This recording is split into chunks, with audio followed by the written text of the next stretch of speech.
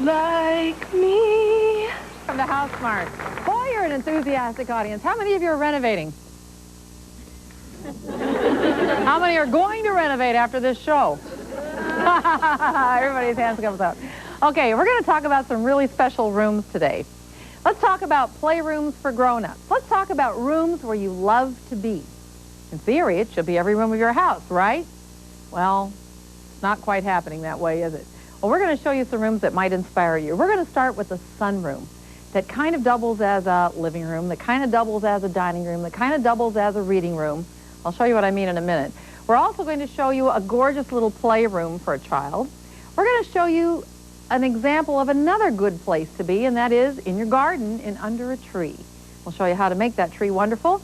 We're going to show you how to build all those wonderful places by demonstrating a load-bearing wall, which is always a big question if you're a do-it-yourselfer, how to get around building one of those. And then we're going to show you how to drywall it real quickly. But first, let's go to the sunroom, living room, dining room, whatever it is.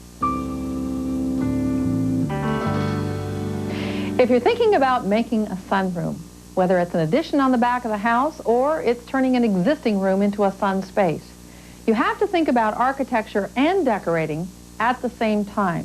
You see, the two together, working together, will achieve the objective. That objective is to connect you with the outdoors. This room used to be just an ordinary screened-in porch.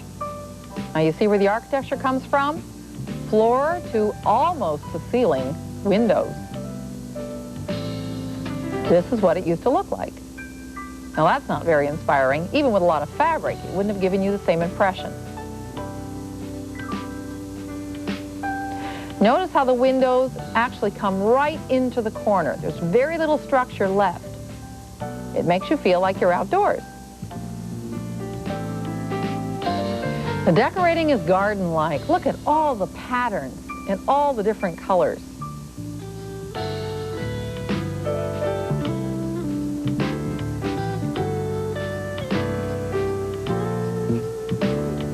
A local stencil artist, Nancy DeBelizzo, did a wonderful job in bringing the decorating on one side of the room, all the fabric, all the colors and patterns, onto the walls. And that doesn't mean you use wallpaper. It means using a ragged finish and beautiful little garden suggestive stencils all around the room. The ivy works beautifully, the little birds, even the monkey. And look at the way she's put a potted plant right on the baseboard and the wall. From a distance, it looks like the real thing. And then around to the other side of the room as you make the transition from the garden space into the living room, which is also very casual and a little bit country. She's added more stencil work, plates up above the doorway, and a wonderful garden stand full of a spring bouquet. She's used the colors out of the fabric. She's even picked up some of the floral motifs out of the flat fabrics that were used in the room and made plates out of them. Stenciling isn't a difficult art form. It's pattern and paint. There's no freehand drawing, but it does take a little bit of practice and some patience. She's done a beautiful job on this ironwork. Thank you. Now you see what I mean? Wouldn't you love to have a room like that in the back of your house? Now it may not be decorated exactly to your taste. You may want to do something different, but just think of all those windows and the connection you have with the great outdoors. Every room in your house should be someplace special. It should have that special something that draws you to it. When you come home at the end of a long, hard day, you want to have a room that you can go to, you can feel comfortable in, but not just one room. Every room should feel that way. So if you're looking around your room right now where you're sitting watching television and you're thinking, well, I watch television in here, but if it wasn't for the television, I don't really enjoy being in this room. Or if you're looking at your bedroom and thinking, boy, I can't wait to get out of here in the morning because it just doesn't have any atmosphere. Or if you're looking at a living room that just never gets any use, nobody ever wants to sit there unless you're inviting someone special over or it's a formal occasion, then you got to rethink your house. You've got to think of every single room as an important living space and make it work for you. Now, one of the ways you can make it work is to redesign it.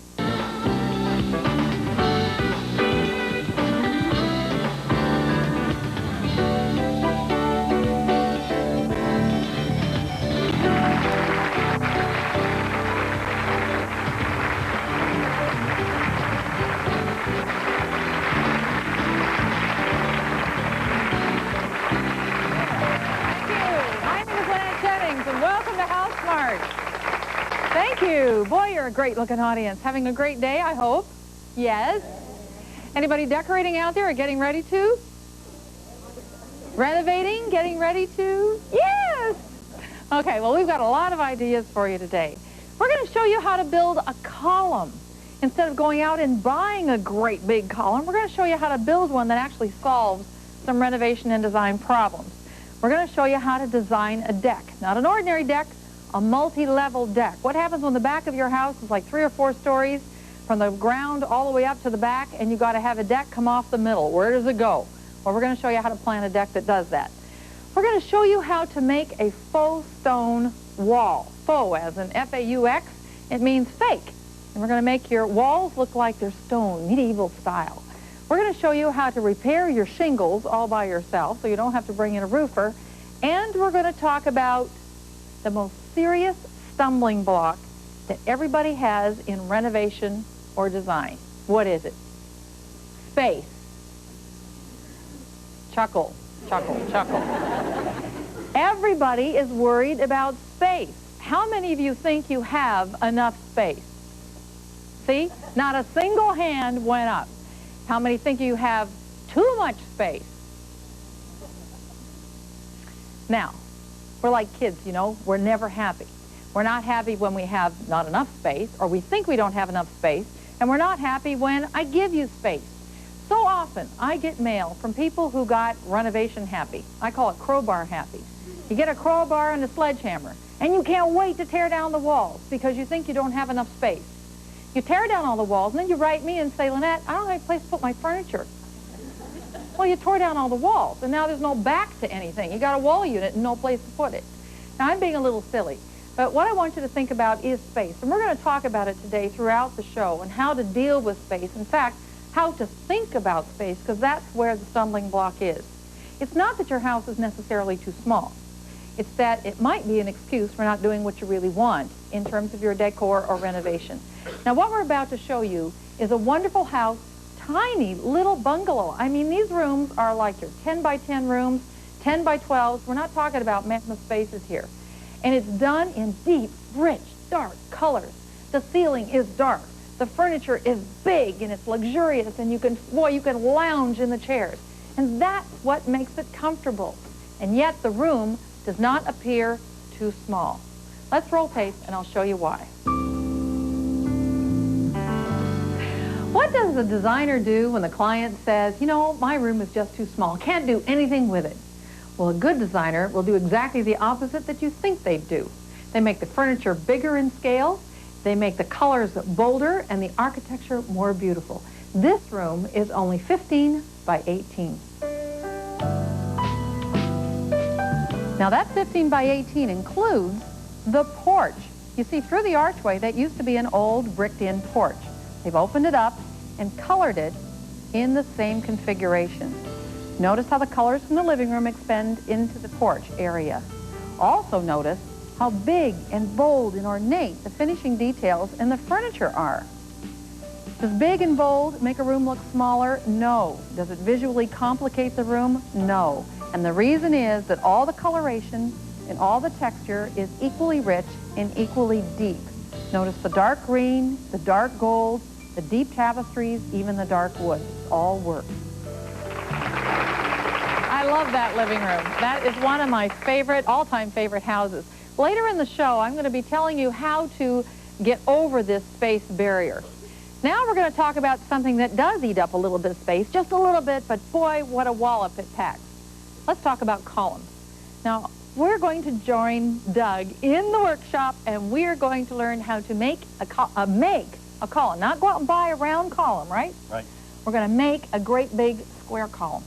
You're right about space. This only takes up about 12 inches by 12 inches, the one that we're doing today. But you can make them larger if you wish. But the whole idea is that columns are either for decoration or to hide something really nasty and ugly in your basement, like steel poles.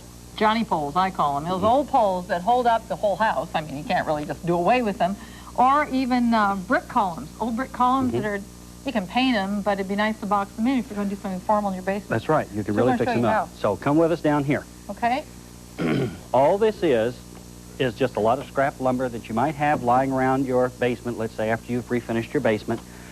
And you just build little walls, little miniature walls. And these are 12 inches by 12 inches. And as you see, it's just all made out of 2x4s, just nailed together into a box form. Now, if you're going to write to us and ask us for a plan to build a column, don't. Nope. Because it's so simple, and it really is scrap material, just so that you've got a nice nailing face to put your drywall on. If you look at the inside and the way we've got this braced, hey, there's no magic here. It's pretty basic. And it's kind of messy, too. I even have a few nails hanging out here and there. Hey, you missed. Well, you know, That's that not happens. like you. That happens. I'll fix like it. us. I'll fix it later, okay, during the commercial. Anyway, with this particular one, what we decided to do was to build one that's just 12 by 12. Now, if you can take a look here, when you start applying the sheetrock, always remember to add 1/2 inch to your sheetrock as compared to your box frame. This way, each piece will overlap the adjacent piece. Okay, so let's just say this again. What that means is when you do your measuring, you see from the top to the bottom here, we're measuring the wood box. But there's a piece of drywall or sheetrock on the bottom, right next to the floor. And you can see that it's about a 1/2 inch thick. So you don't add 2 times the 1/2 inch, because every time you take the measurement all the way around, you add just a 1/2, and it works out just right. And we'll show you how we did that in just a minute. Okay. So what have we got here? Am I measuring? It's My turn to measure? 12 inches, so we add 1/2 inch, 12 1/2 inches. 12 1/2 inches. Okay. Okay. You want to cut a piece? I think we got to measure first. Okay, you measure, I'll You cut. always said measure first, measure twice, measure 3 times. Okay, and we got a piece of drywall sitting over here. Again, this is just some scrap left over from refinishing a basement. You got a pencil? I have a pencil. If you'll come down here, I'll loan you certainly my will. pencil. Don't break it. It's only 1/2. Come down 12 1/2 inches. Got it. There's your 12. I'm going to take the 12 here off the top. Now, this is a sheetrock ruler. And This thing is just great. Oh, it's marvelous. Watch what happens when you score the line with your pencil. No fancy measuring, no making errors, and it comes out square and true every time. I love this, because if you didn't have one of these, you would be taking a ruler and marking a dot every so often, and you just know that when you connect those dots, they never work out just right. And this way, just a T-square. Now, if you get pretty good at this, you can actually cut this with your knife rather than marking it with a pencil. But until you get a little bit used to the system, it's best to mark it first and then take your knife over it. Yeah, because if you do it that way, you need 3 hands. You didn't tell them that part. I'm going to move Let's it for just you. slide that down here. The only thing you have to do here is make sure that you keep it tight to the top of the drywall and your pencil right on that 12. If your hand slips, you're in trouble. You got to go back and do it again. Whoa, I got a jiggly there.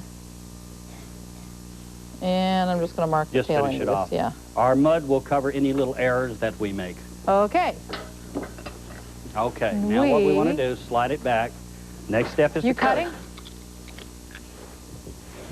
There.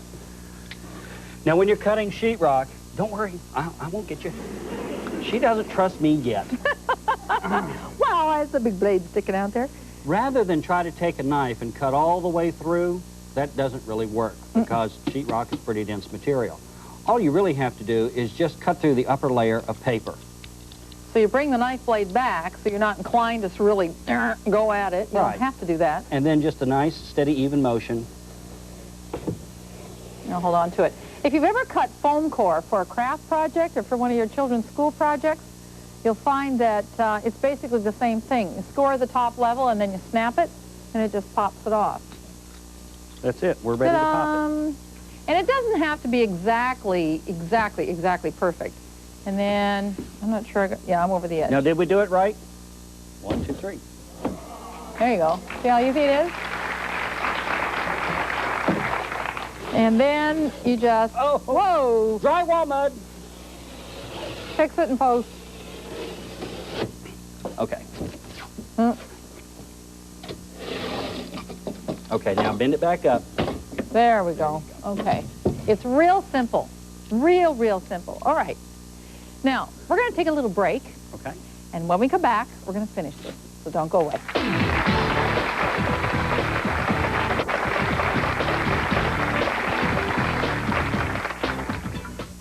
Housesmart is presented by the Home Depot, where low prices are just the beginning. Explore your world. Daytime. They've got the scoop on everything. With interior decorating, recreation ideas, health tips, hobbies, home repair, Gourmet food. see for yourself. It's not one thing. It's everything. Where do I start? Daytime on the Discovery Channel.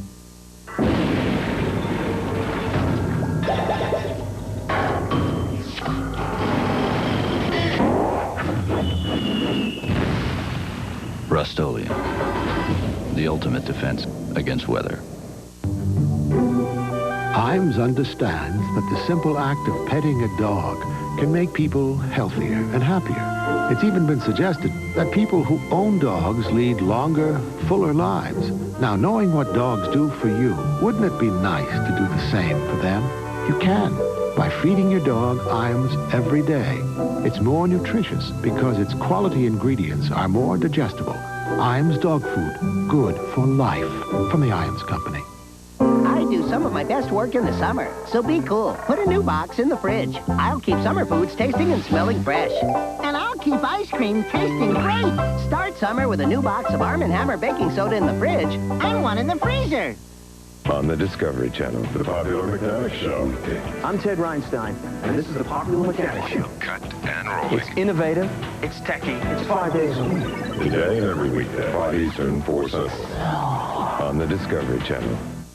Hi, I'm Linda Carter, and I'm here to tell you why ordering your contact lenses direct from Lens Express is Such a great idea. We're America's largest contact lens replacement service. Call now for a free catalog and save up to 50% by ordering direct from Lens Express. and I get the exact lenses my doctor prescribed or my money back. Now that's What I call service. I couldn't do without Lens Express. Call this number now for a free Lens Express catalog. The Wall Street Journal keeps you on the cutting edge with news and insights that can affect you personally and professionally. Subscribe now and have the Journal delivered to your home or office. And with your paid subscription, you'll also receive our free personal finance software to help you make smart decisions. Get 10 weeks of the Journal and the software for only $3.80 a week. Call now, 800-752-6300. That's 800-752-6300 for the Wall Street Journal.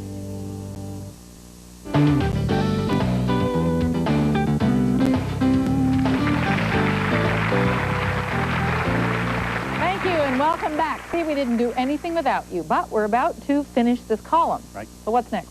Let's put the sheetrock onto the piece, and then let's rotate it Okay. upright. There we go. It comes down here. You see that just sits on that ledge that we were measuring. Down your side. Now let's turn it up. Okay. There we go. Now there are two ways of doing this. The old-fashioned way, which is the way I've done it for many years, which is just nailing. Regular sheetrock nails. Ooh, I get to do it. And then the newer version, you can do it that way. The newer way is with sheetrock screws. I'll do the hard I part. got the old way, he got the new way. There's something wrong with the picture. When you're running these down, be sure and recess them just a little bit so that when you cover it with the mud, the nails and screws won't show. You cheated. You may have one Oh, more. I got one more nail. Thank One you. more. Yeah, I've got something I want to show you. I want to get this part done. Okay, the sneaky part about doing it with a hammer is it's easier, but you got to be real careful you don't break the skin of the drywall, because then you got a big patch job to do, and that's not fun. There, that is right. Okay, this is a galvanized corner bead material, and this is used to protect your corners against little bumps and dings, because sheetrock won't withstand that. So this needs to be... Kids either. That's right, especially mine. This needs to be put in place. But there's a little trick to putting this in. If you can get a good shot of this, there are two sets of holes here. You have large holes and then small holes. When you're attaching it, always attach it with the small holes. Do not put nails and screws in the larger ones.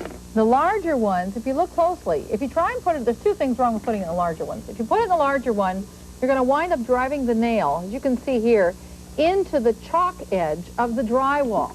That's a big no-no. It's not going to stick. The nail will just break apart and the chalk will crumble. It's that paper, that cardboard they put on top, it helps the nail adhere. The other thing is that the hole is used for something else. Tell them, Doug.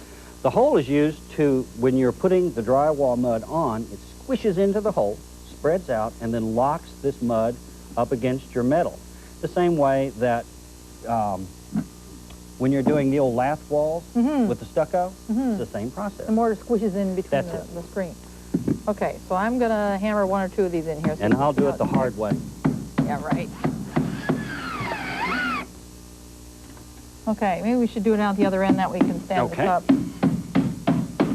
And do every one. Don't skip on nails here, because if this pulls away and your furniture mover runs into your column, you know what's going to happen. He's going to ding it, and the plaster's going to crack, and you have a mess on your hands. So it's important that you do your drywall job firmly, securely, with the edge on right. Okay. Ready. I think it's time. Oh, one more quickie.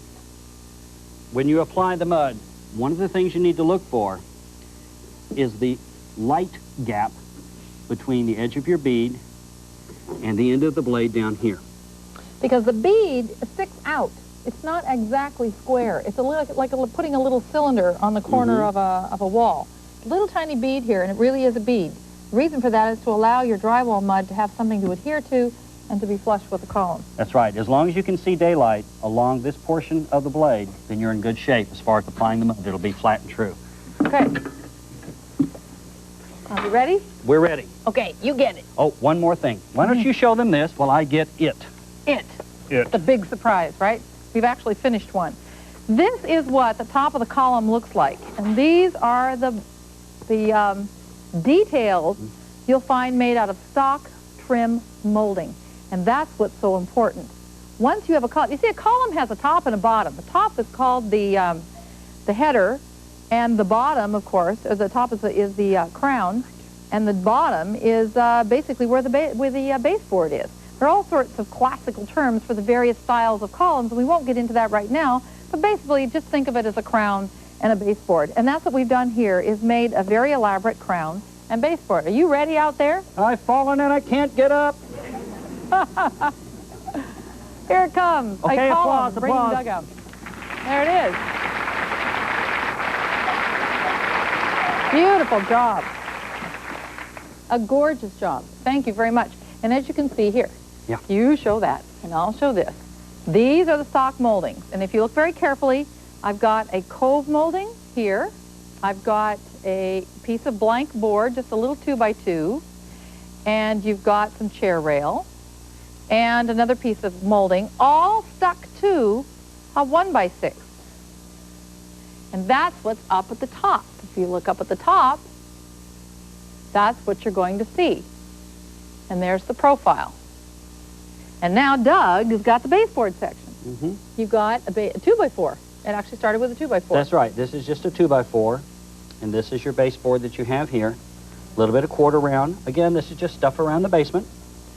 This is a 1x3, and look at this, some chair rail. And then this piece up here at the top is nothing more than door casing or window casing. And that's it. That's all there is to it. So the whole idea of a column is you want it to telescope out the bottom more than your baseboard does. And you want it to telescope out the top more than your own crown molding does. If you don't do that, then all you've got is a little baby partition in the room.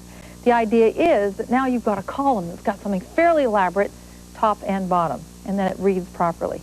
This has been great. Thank you, Doug. Thank you so much. As usual, a gorgeous job. Okay, now we're going to talk to our guest about deck design. Hi, Dan, everybody. Let's welcome Dan Burrell from Architect Company. Thank you for joining us. Nice to meet you. It's a pleasure. Thank you. My pleasure. We're going to talk about deck building. Now, Dan is here to tell us about not ordinary deck building, when you just put a slab on the back of a house and a rail and a few steps and that's that. What Dan's expertise is in is the building of decks that crawl all over the backs of houses. Multi-level decks. You've seen houses that are 2, 3, 4 stories, and you have to have a deck that goes all the way up, multi-tiered. Well, Dan's going to show us how that's done. And to do that, I think you brought some pictures with you, right? Sure do. We brought some tape. Let's roll tape and see what it looks like. There it is. Yeah. What a beautiful house. Yeah, well, thank you. Yeah, you can see the multi-level. There's a brick courtyard below. Here's the before picture. You can see the narrow kind of walkway look of the deck just really accentuates that long, skinny ranch-style look. And we wanted to break up the back of that house so it didn't look so flat and ordinary. And that sure did it. Yeah, we did a lot of bays, interesting angles, and corners to kind of break up that long, skinny ranch look that you find on a lot of homes. And here's the underneath side of the post and beam construction. You can see where the top of the deck platform actually cantilevers or kind of balconies over. There's a lake in the back that we wanted to get real close to without putting the structure of the posts right out on the end of the deck. That's really pretty because it's not often that you find the underside of a deck very attractive. Mm-hmm. And that's unfortunate when you're up a level like that. It almost makes the ground floor unusable. Mm-hmm. Here's a waterproof courtyard that we did below the deck. Here's another angle of it where it's actually waterproofed on the deck above, so you can sit out there in the rain and the weather. Some curved staircases going down to it. Again, the idea was to bring some character and some design aspects to an otherwise flat back of the house.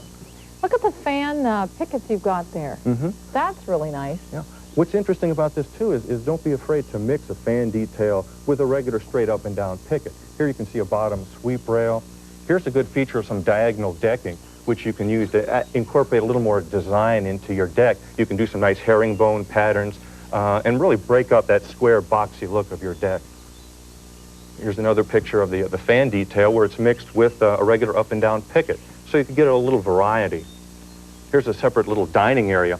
We try to encourage people to think of their decks as outdoor rooms as opposed to just regular rectangles.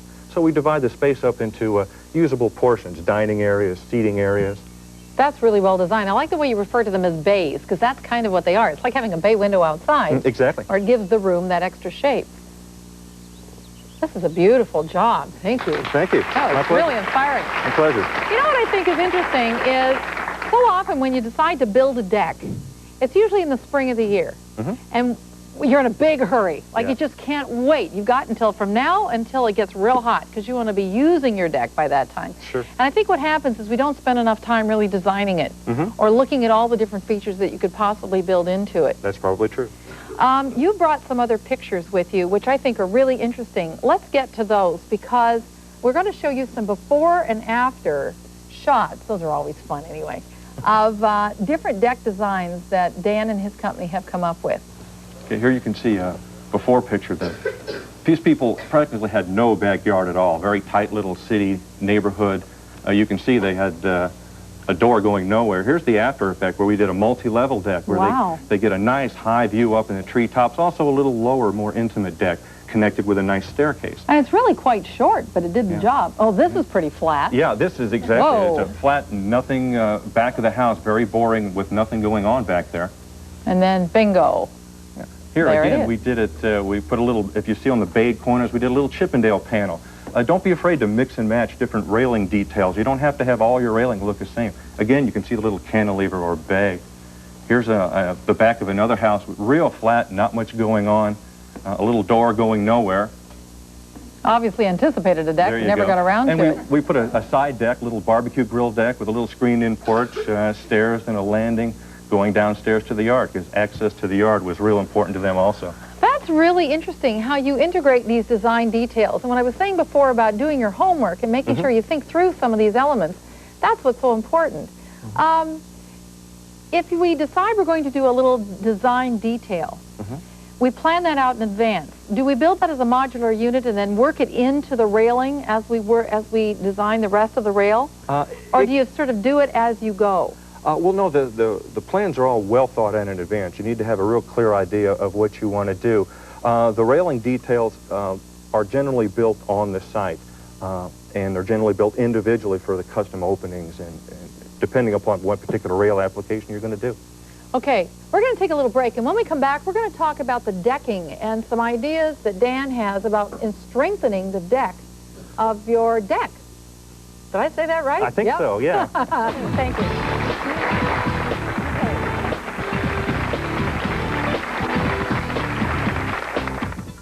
Everyone at the Home Depot is proud to be bringing you Housesmart with Lynette Jennings.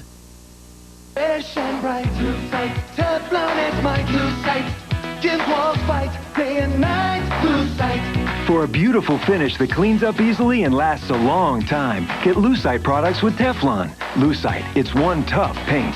Feels so right, Lucite, looks so right. Lucite, Teflon is might, always right. Welcome sight, Lucite, all new height, Lucite. For a finish that won't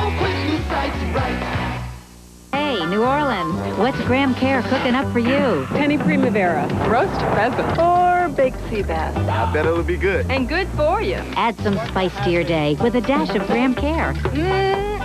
Graham Kerr, always low on calories and high on entertainment. His secret, it's all in the presentation. Chocolate raspberry souffle. I'm hungry just thinking about it. Join Graham Kerr weekdays at noon and 3:30 Eastern on the Discovery Channel. Explore your world.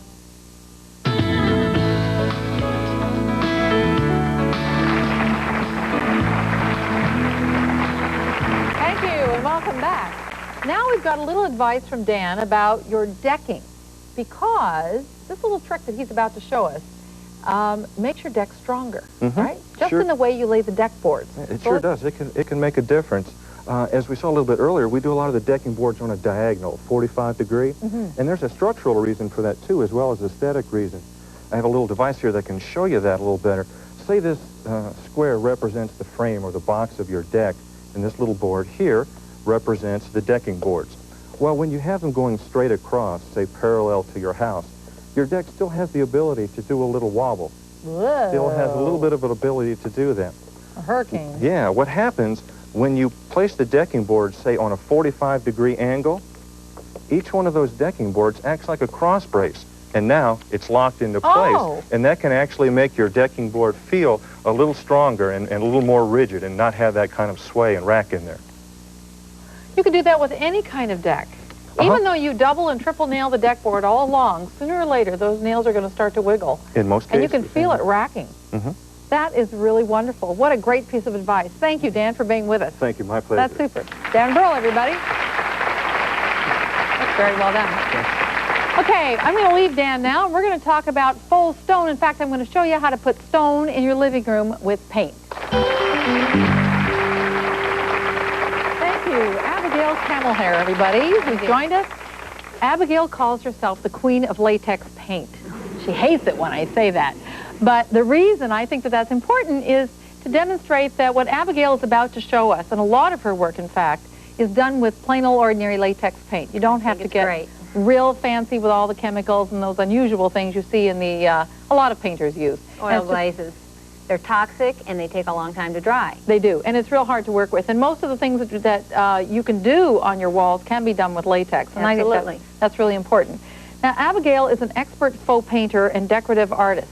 And what we're going to learn today, in fact, I've never done this before, so Abigail is going to teach me how to make our living rooms or powder rooms or bathrooms or whatever room look like stone. And this is very much a medieval thing, isn't it? Well, it does have that old castle kind of look to it. Now, the stone has to be a certain size, or can we start with... You know, your options are open. I think you just need to keep in mind the scale of the room that you're working with.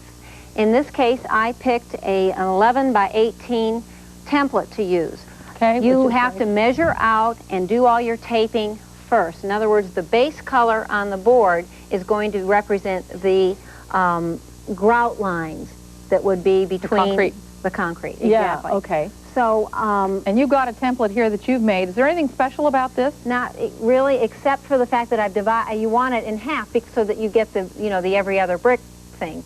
And I made a little notch here to point out where the middle point is. Where the uprights are. So when you put this here and there's your notch, so that you can mark it here and at the same time knock that one off. Right. It's all in the interest of time to me, so that I can do this kind of project as quickly as possible. Which is wonderful, because I'm one of those people that if I can't get it done on a weekend, it never gets finished. Oh, I go for one day. My basement is full of unfinished projects. Okay, now what do I do here? You've got all this I pretty did much marked for this, out. well, I marked it out in the interest of time, and I just started up at the corner, and then I made little marks with chalk.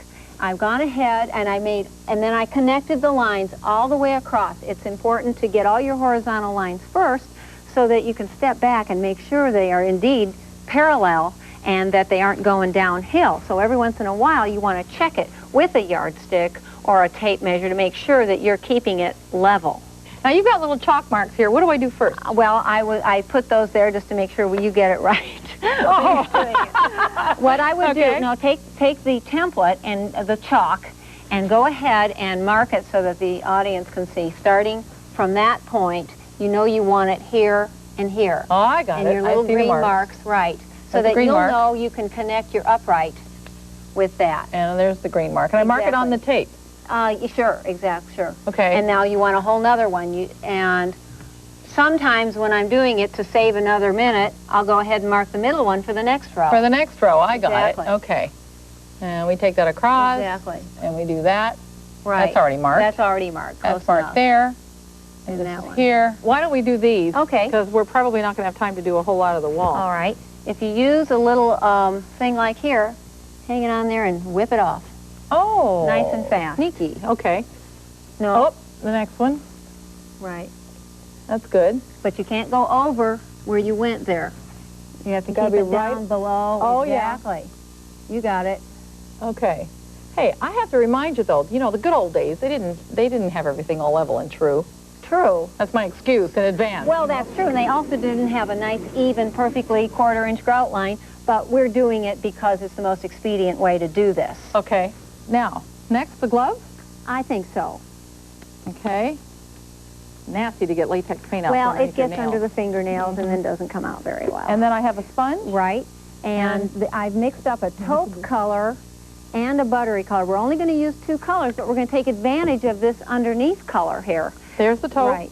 Don't use thick, straight paint out of the can. Which is the biggest mistake everybody makes when they're sponging. is you Exactly. get- Remember, you can build up darkness by doing layers. If you start out with a watery paint, then you're in control, and if it's not enough, you can go back and add to it. Once you've blobbed on some dark paint, then you're kind of stuck with it. Okay. Of course, with latex paint, Okay. the beauty is you can always come back with the base color and work it upside down. Okay. Now, we don't have a lot of time. No, work We're gonna around show your you- edges first. Okay. Just like that? Well, right, but you want to keep moving your sponge around and keeping it kind of mottled so that you don't have perfectly even sponging. And that's the hardest thing. That's where judgment comes in and experience helps you. Right, that's the idea. A little bit darker. A little more paint. Right.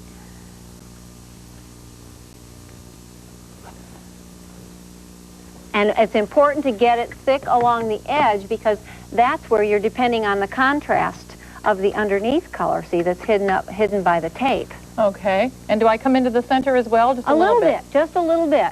But You want to mostly- avoid, and right, and you want to have it kind of move cloud-like. I love the That's way you right. talk about this, Well, It's I movement, love it's the way- clouds Well, and it things is that- movement, and it's kind of like a big abstract painting, and it's not, you can't formularize it much as it would, none of it. Keep that sponge for the taupe because... Oh, I'm going to go back over it. Right, Okay. right. You may Okay. need to go back. I like to keep my sponges separate. You should And keep your- sometimes... I was being sloppy. That's okay. I'm sloppy too, but I don't show you when. I sometimes turn it around and use the back of the sponge a little bit where it's just water to blop it up because you don't want that too even. You don't want it even. Consistently inconsistent is kind of the name of the game. Okay. And that's not as easy as it sounds. No, it isn't. Because, in fact, you get lazy and your arm gets tired. Well, and you also start- get lazy, and sometimes when you quit thinking for a second, you find that you've used that same sponge in the same exact spot, and you've developed a pattern, which you don't want it too pattern-like. Mine doesn't look like yours. Well, I've been doing it longer, but I bet if I worked with you, if we worked at this for another day, you'd have it. I'd have it, like right. a It room takes practice. I practiced before I got here. That's all the color? That's that you all have it on. is. But you see, I need to darken this for the set design, so I went back over it, and I used a little bit more paint, and I used it thicker, so that I then go back. You see how you're getting it darker? It's starting to look that way. Work your dark I'm along. getting it. I'm getting it. Work your dark along the edges. Great. And then all you have to do is just peel this off, and you got your line. Carefully. See this little X-Acto knife here? Yeah. Take that and use it to pull that up gently, and then you pull back against itself. The most common mistake I've made is pulling off that base color. It rips off sometimes. That's beautiful. That's when you take your basic color with a little paintbrush and just go in and touch up. Abigail, this is super. It does take practice, and that's what's important, that you keep doing it over and over again until you get it right. Practice on some cardstock, and then go at it. Any bathroom, any bedroom, any living room, a hallway. Once is you a get good candidate. at it, you can add niches and architectural details as much as you've got time and energy to do. And make it look like this. Thank you very much. There you go. Thanks for being with us. Yeah. We're going to take a little break, and when we come back, we're going to teach you how to repair your own roof. So don't go away.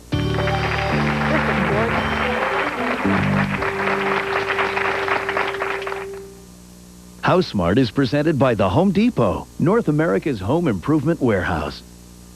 Hey, New Orleans, here's what's next. Graham Kerr. Followed by world-class cuisine. Appetizers, entrees, desserts. Then great chef. Delicious. Daytime on the Discovery Channel. Where's the best place to go to make your garden grow? Springtime is absolutely gorgeous at Home Depot. We got plants, we got flowers, we got Geraniums, chrysanthemums. We're going to have everything you need. we have trees. Home Depot has way more than just rakes and mowers. We got a lot of stuff. Let me see. We've got everything to grow your garden. The Home Depot, where low prices are just the beginning. Keep your lawn looking great with Ames Lawn and Garden Tools. They're built to last, and they're at a guaranteed low price every day at the Home Depot. Where can you get big savings on the best paint money can buy? At Sherwin-Williams, where now through Sunday, you'll save on all our exterior paints and stains. Sherwin-Williams, where to get it? Hey, St. Louis, guess what Easy Does It has planned for you? Something for my garden? I need a plan for my den. It's always something. Get into Easy Does It weekdays at 2:30 Eastern, 1:30 Central on the Discovery Channel. Explore your world.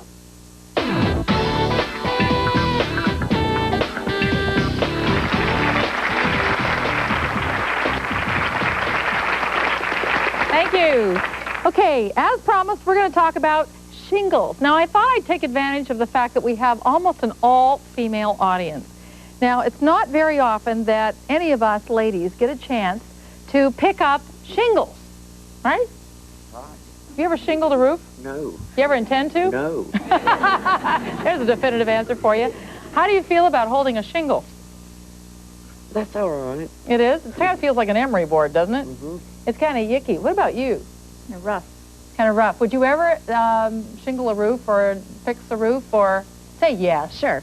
That's a Love good to. sport. You know what's interesting about shingles is, and I think it happens to women more than men, is that it's funny stuff. If you've never picked up a whole piece of shingle, well, it's flexible. I mean, you can play with it a little bit, right? Look at that. We've all got demo pieces here. And it feels like an emery board on one side, so you tend to want to pick it up like this because you can just see your manicure. You can feel your manicure dissipating as you're handling it. But the strange stuff is that we don't realize that shingles are actually very fragile. And it's like paper. And it's on the top of our houses. And it's what separates us from the elements. It's this stuff that's just like paper. And it comes apart and stuff. Well, as you can imagine, if it's just like paper, then the wind and the weather gets to it. And that's where you know who comes in, right? Who's going to fix it for us, everybody? Dave. Okay, let's come on down here. Dave is waiting for me to stop my silliness so that we can get on with the repair job. But let's take a look at what the wind has done. Okay, we have a common problem here, Lynette. This is when your shingle is rolled back, and you see this a lot. The wind gets to it, especially on older roofs. When it gets brittle and, you know, it starts to just hold this shape. So you look up at your roof and you see this little flap sticking up and it's really bugging you. Let me tell you how to fix this. Okay. Now, you want to make sure that you fix it when it gets to this point and not when it gets a whole lot worse, because once that starts lifting, it just keeps working its way up your roof. And before long, you got a big repair job on your hands. That's right. Now, this is some really gooey stuff here. Black, gooey stuff. What we've got is just Like regular heart. roof cement. Okay. It can be used to fix a lot of problems on the roof. And we'll just dip a little on here. And all you have to do is take the curled shingle, underneath it, just put a little bit of roof cement on there. So it's just goo. It's goo. But you It's don't tar. want to have this stuff come down below your shingle line. So you've got to be real neat. It's like a little craft project, okay? You don't want No. it squishing out the sides. No, I'm just pushing it down. Ugh. Yucky. But that'll hold it down, and if you need to put a little weight on there for a while, you can do that. Just be careful not to put anything big and too heavy on your roof. It might roll off and hurt somebody. So what's heavy enough? A brick? Brick will do it. Actually, it really doesn't take that much. It depends on the shingle. You can put a brick on there, but you can see it might slide off. So generally, it'll adhere. Just the sheer tackiness of the roof cement will take care of it. Yeah, and make sure you remember that you put the brick up there, because you come home from work one night and there's bricks on your roof and you can't quite figure out why. You're wondering what's going on. Okay, now let's move on to a bigger problem. Okay. Do we need this? No, you can keep that if you want. Do all sorts of things with Okay. a bucket of black tar. There you go. Now this is a real problem. What we have is a bad tear in the shingle, just like you were showing. It's pretty fragile. And it can happen when somebody's up on the roof. Either you're getting up there to clean gutters or fix your chimney or something. If you're not careful, especially on an older, brittle roof, it can tear like this. Now, this has to be replaced. Okay. But do you replace that little piece and just glue another spot on it? No. Okay. What we need to do is replace this entire shingle, which consists of 3 tabs. Okay? These are tabs, these little pieces right here.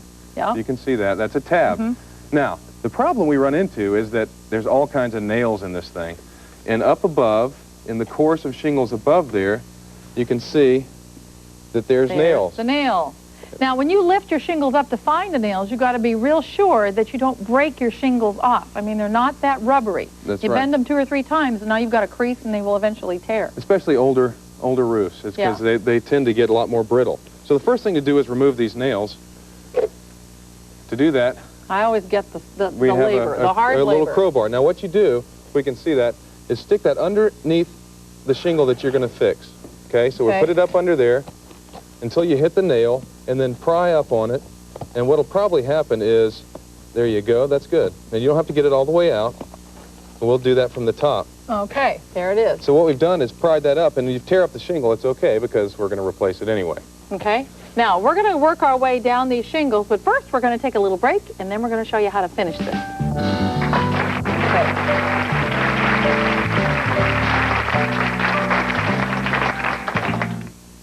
Housesmart with Lynette Jennings is brought to you by the Home Depot. I remember little Jenny learning to swim. I also remember showing her parents how to care for their pool. I'm a BioGuard authorized dealer. They told me I made their pool one of life's simple pleasures, like when I helped get their water in shape for Jenny's Sweet 16 party. Look at that water sparkle. I think I'm as proud of it as they are of Jenny. Thanks to BioGuard. Make your pool a simple pleasure.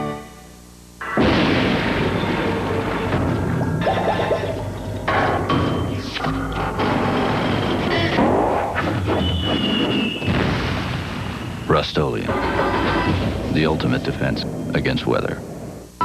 Hey, St. Louis, guess what Easy Does It has planned for you? Something for my garden? I need a plan for my den. It's always something. Need a little help around the house? Try Beverly on Easy Does It. Do it yourself. That's easy. From useful tips to the how-tos of any home project, Easy does it every time. I could do that. If I can do it, you can. That's probably why they call it Easy Does It. Get into Easy Does It weekdays at 2:30 Eastern, 1:30 Central on the Discovery Channel.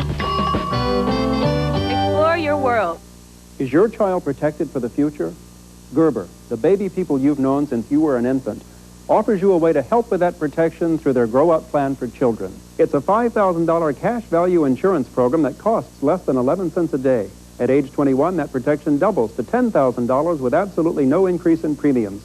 In addition to automatically doubling at age 21, the plan also guarantees the right to $50,000 of insurance by age 28, regardless of health or occupation. So call now for your free information packet. Any healthy child 12 and under is eligible to apply. No medical examination is necessary. Simply answer a few questions.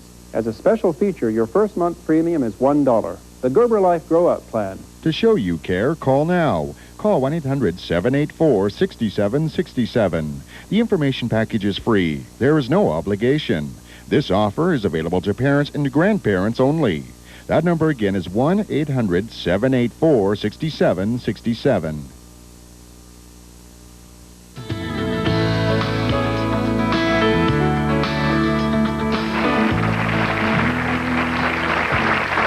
Thank you. Okay, as you can see, we haven't done anything while you were away, and now we're going to pull out the nails. That's right. We've got the nails pried up a little bit so we can get at them with the claw of the hammer, and you can take a hammer there, and I'll take one. And we'll just pull them out. And the size of the nails really depends on how many layers of roof you have on there. But, You go, all right. okay, you go ahead. And there may be one more down there. Yep. There it is.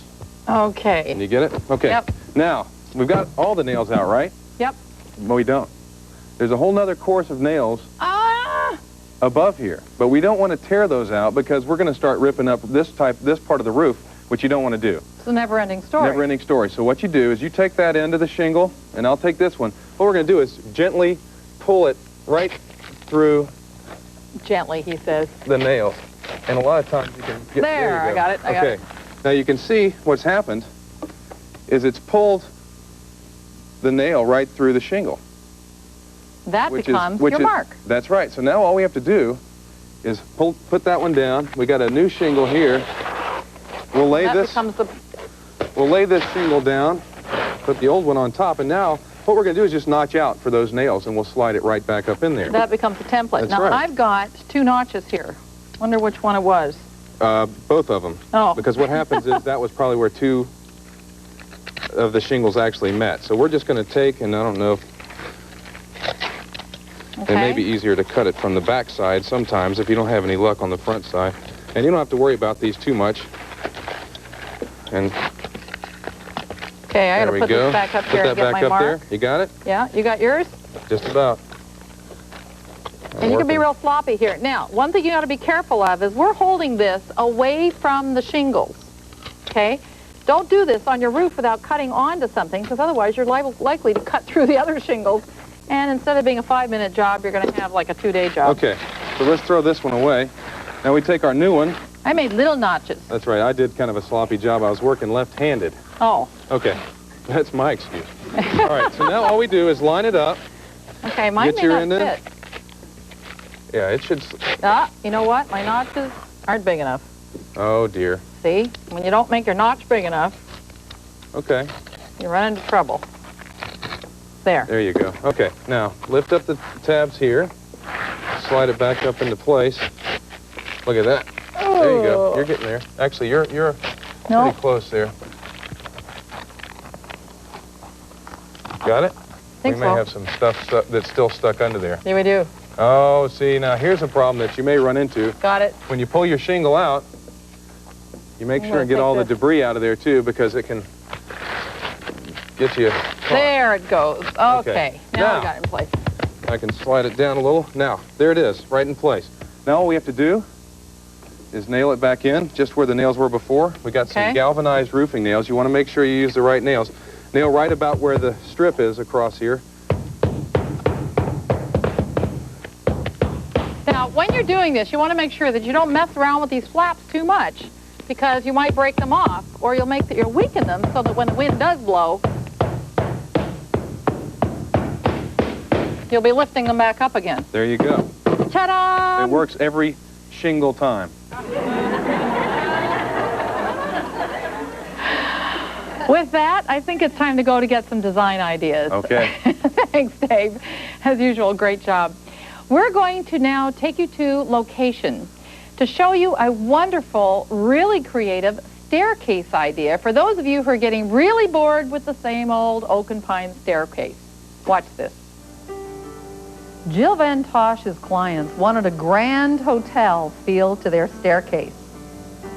And when you look at it, at first it looks very complicated, but it's not as difficult as you might think. The copper sheeting you see here is hand-hammered and applied to the wrought iron newel posts. The diamond shapes and the metal edges have been applied to the copper sheeting. They go on top of the sheeting. It's like layering materials. Now the copper's been lacquered to prevent the color from darkening or from the metal oxidizing. But you might also want to consider, think of this, antiquing the copper. You could actually turn it into verdigris. After all, that's what verdigris is, tarnished copper. And then you'd have a green and black look. Wrought iron staircase railings have a history as long as your arm.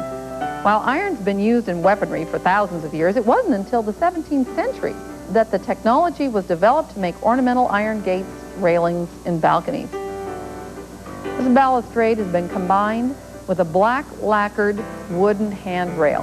Why? Well, because the homeowners wanted the warmth of wood to hold on to rather than cold metal. A practical touch, painted black, it works beautifully with the wrought iron and the copper. The newel post caps, little tops on top of the posts at the end of the railing, are wood too. So the cost is less than it would have been if you'd had them made in custom iron. Beautiful touch.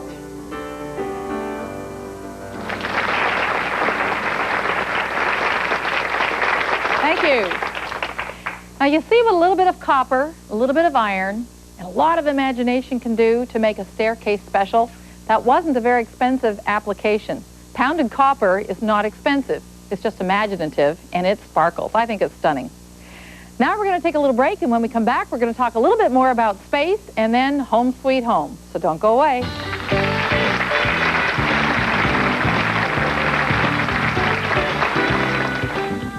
Housesmart is presented by the Home Depot, where low prices are just the beginning. It's time to stop believing that ab workouts have to be difficult, time-consuming, and painful. And for those of you who thought you'd never have a taut, firm waist, well, I've got good news. Now, you've got a second chance. Hi, I'm Brenda Dycraft. If you're serious about getting back to basics and developing rock-hard abs and a trim, toned waist, well, there's only one choice. It's the Ab Roller Plus. And as far as I'm concerned, it's the last abdominal product you'll ever have to buy.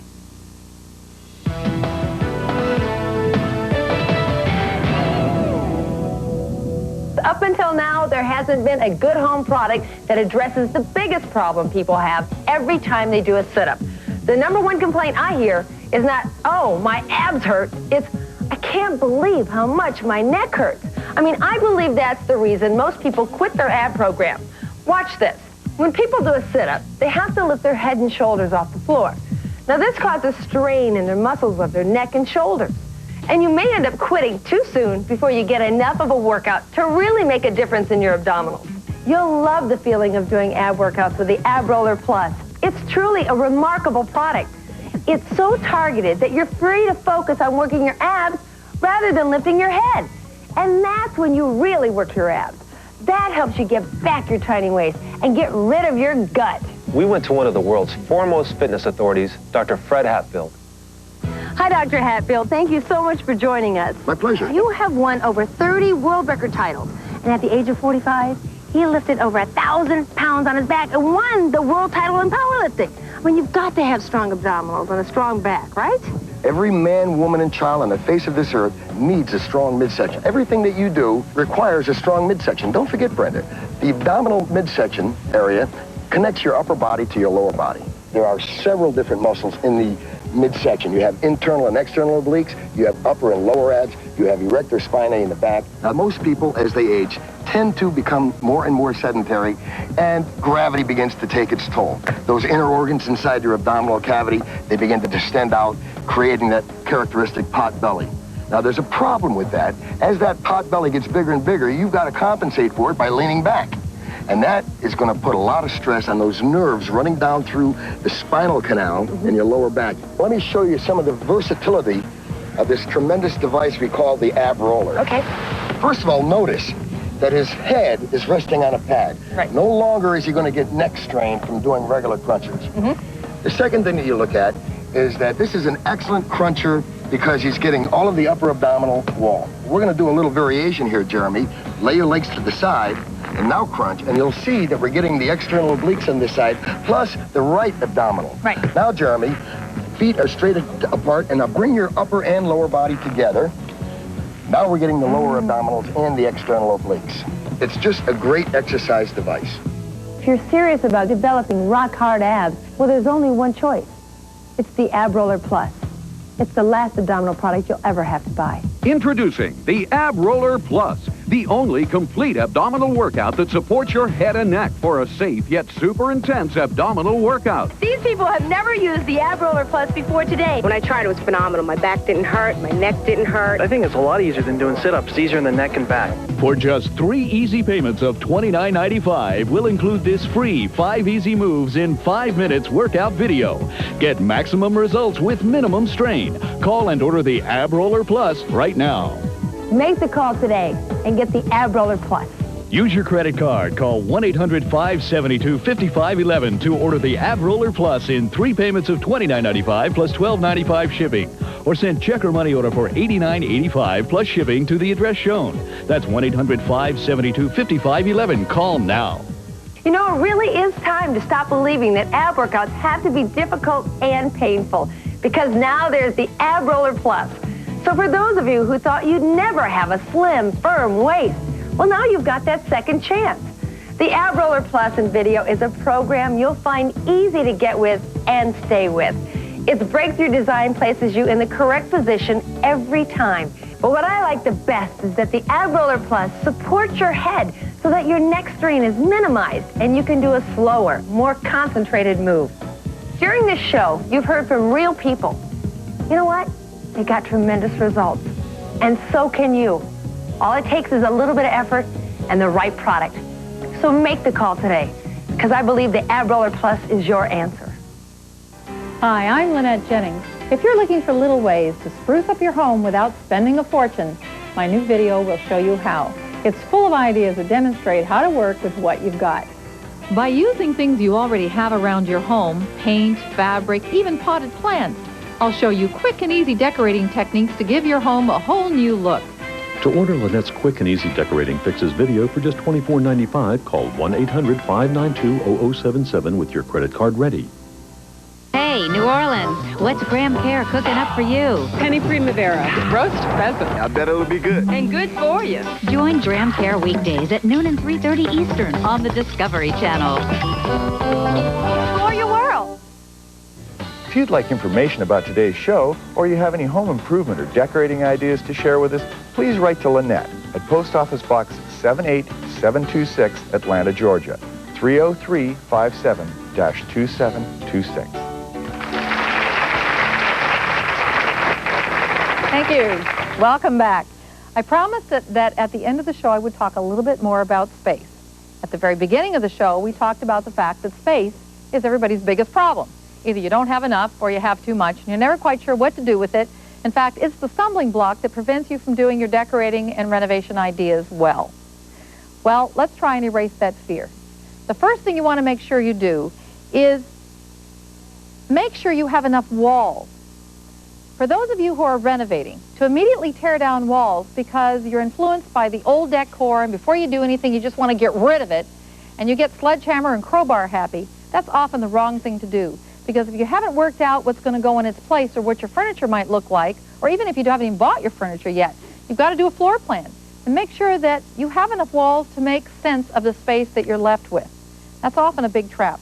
The second thing is to make sure you furnish it comfortably. Don't let the space bind your furniture arrangement. Don't let yourself be influenced by the fact that the room is, gee, I measured it off and it's only 10 by 10. And if I go out and I buy furniture, well, I got to buy really small-scale furniture. Sometimes wall-to-wall furniture is what makes it warm and comfortable. And the other thing you want to remember to do is paint it any way you like. This business of painting it all white because it makes it look bigger, old wives' tale. You want to make it look prettier, not necessarily bigger. Now it's time for Home Sweet Home, and I want you to look at the pictures that were sent to us by Ace Architects. This is called the Saxophone House, and I'll read you the letter. It says, Henry and Leilani Cotton, the owner of this house, took the hobby of playing a saxophone and his love of music so seriously that he had this house built to resemble a saxophone. The two instrument bell towers you see on either side are actually the stairways that lead to the upper levels of the house. The bell of the saxophone is actually the chimney for the fireplace in the living room. Can you believe it? I want to see a piano next. Have a great day and enjoy your week. Thank you.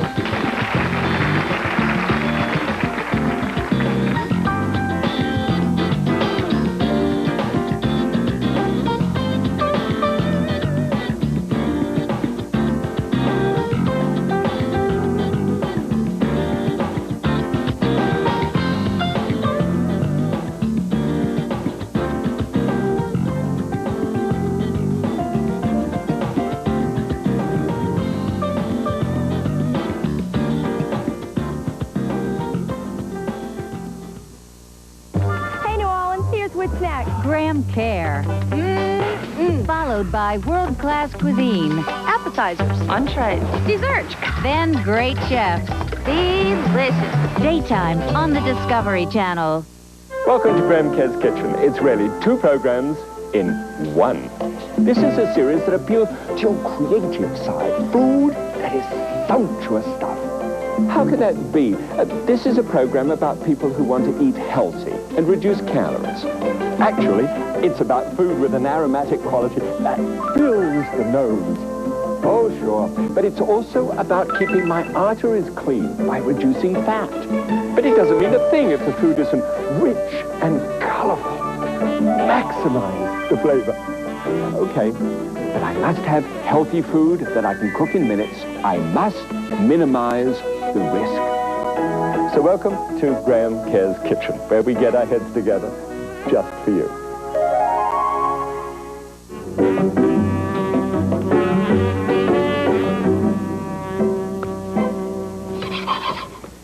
Right, I need to get on with this because, you see, the first thing that I would do in this case is to take just a little oil and put it into a hot pan and start the process going.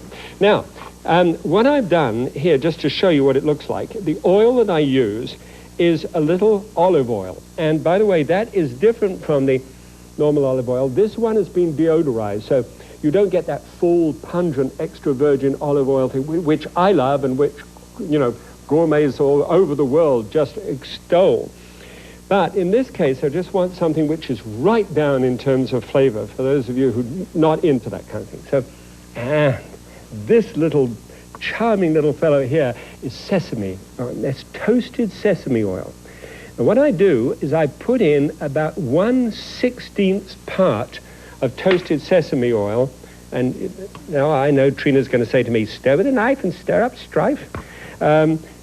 It's one of those things in our family. And that then has that toasted sesame taste, and it's wonderful. Now, I'm just going to put 1/4 teaspoonful of that. It's almost as if you're saying, like, why bother? And, well, it's a signature item, and you can, because it's complexity.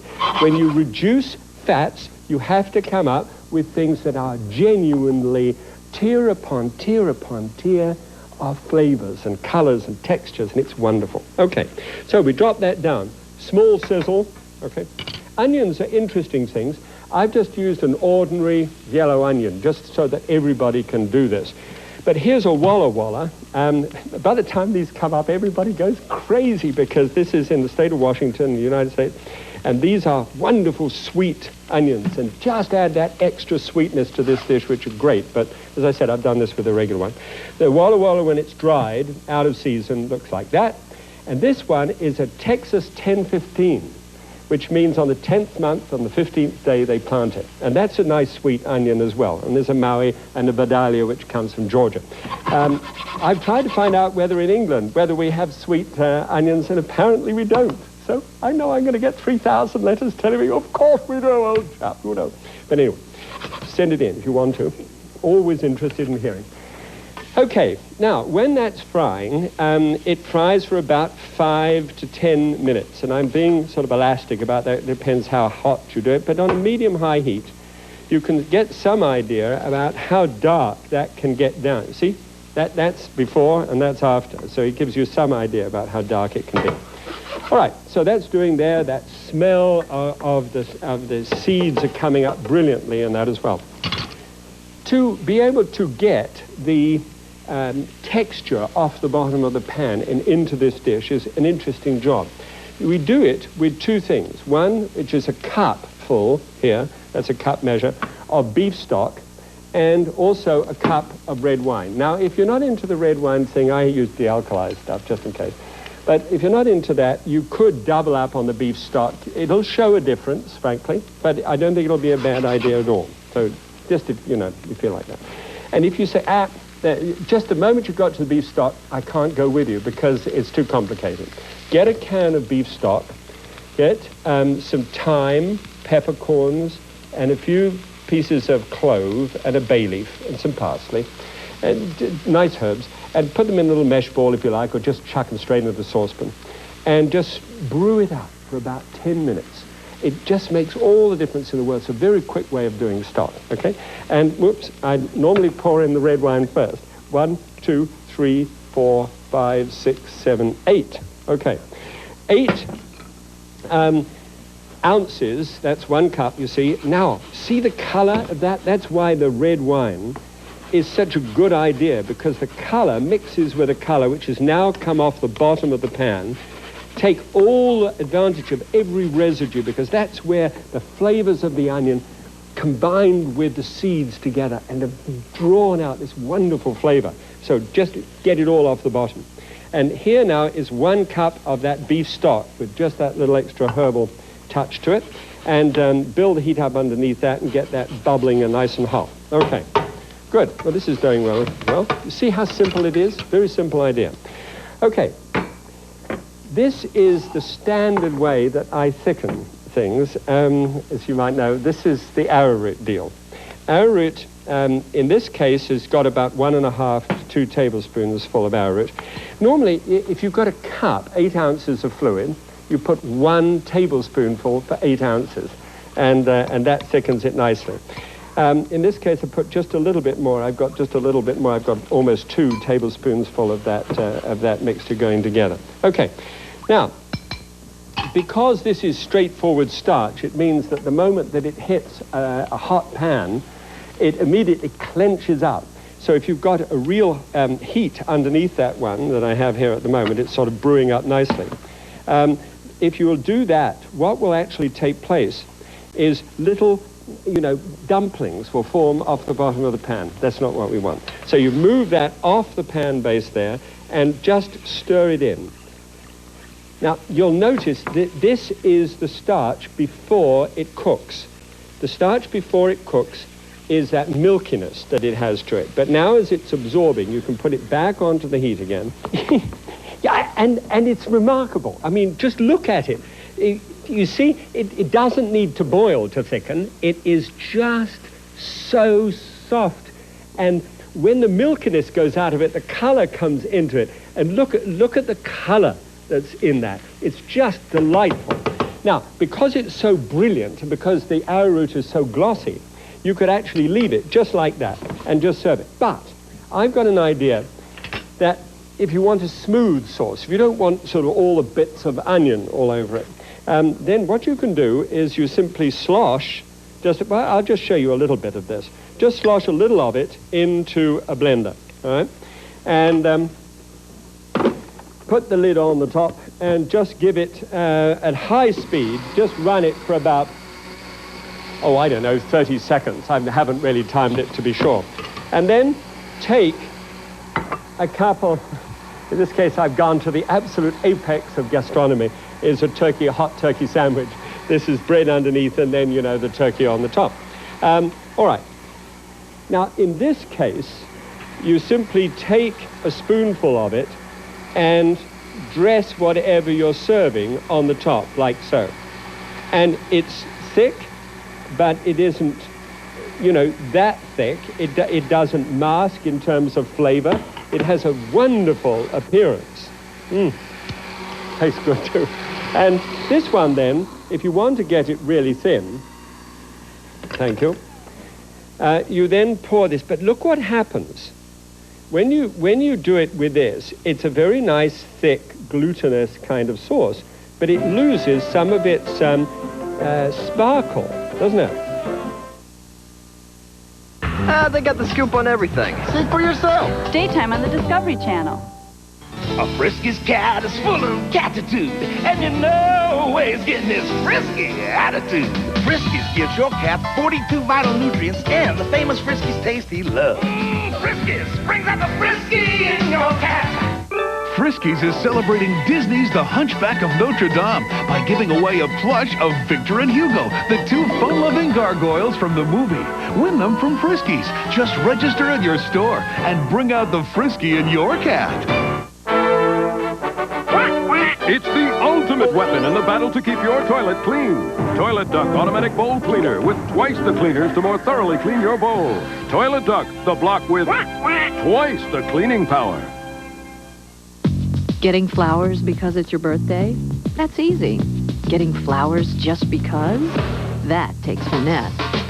Softness from a conditioner? That's easy. Softness and body? That takes finesse. With 2 conditioners. One that penetrates for softness, one that evaporates and lifts for body, for fuller, more beautiful hair. Softness, that's easy. Softness and body? That takes finesse. DCD white treat. This calls for a celebration. TCBY stores are now TCBY treat stores with frozen yogurt and ice cream. TCBY treats, it's time to celebrate. Really, the interesting thing is that this can make a tremendous amount of difference when it comes to numbers. So, I've never really sat down to a piece of turkey rather than a sauce like that, but it's the sauce that I'm really getting at the present moment, okay? Get back to the taste of that in a moment. See, that is the glory of a sauce which comes under something and lifts it up. By the way, thanks for letting me know about screwing up the paper. I will draw on the other side later. All right, now, these are the numbers, and this is how it works. The first one here, 180 calories, in the Minimax one actually just gets to be 84, right? And then we get to the fat, which is just one only gram of fat as against 13. Saturated fat is absolutely 0. And that gives me about a 10% of fat from calories, and that's really good. Cholesterol is down to 12, and in this case is 0. And then sodium is 20, and then just a couple of grams of fiber at the end.